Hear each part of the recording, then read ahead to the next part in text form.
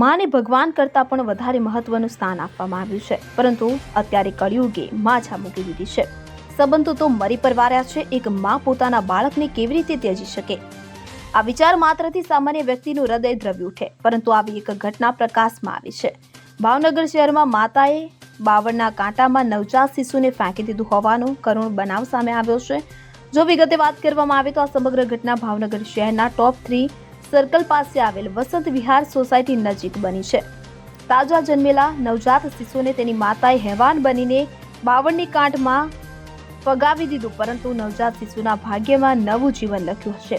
માટે નવજાત શિશુ બાવળની કાંઠમાં કલાકો સુધી લટકતું રહ્યું અને જીવંત પણ રહ્યું છે. જ્યારે બાળકીનો રડવાનો અવાજ આવતા સ્થાનિક કોઈ વ્યક્તિએ ઘટનાને લઈને પોલીસને જાણ કરી હતી અને બાદમાં મેડિકલની ટીમ પણ બનાવ સ્થળ પર પહોંચી હતી અને બાવળની કાંઠમાં લટકતું નવજાત શિશુને સહી સલામત બહાર કાઢ્યું છે.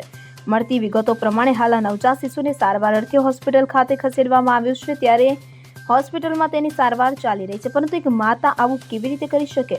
શું તેનામાં જરાય માનવતા નહીં હોય? આવા અનેક સવાલો અત્યારે લોકો કરી રહ્યા છે. Bureau report CN24 news. હવે જુઓ દેશ દુનિયાની તમામ ખબરો તમારી આંગળીના ટેરવે. ઉઠાવો મોબાઈલ અને Google Play Store પરથી ડાઉનલોડ કરો અમારી CN24 ન્યૂઝ મોબાઈલ એપ.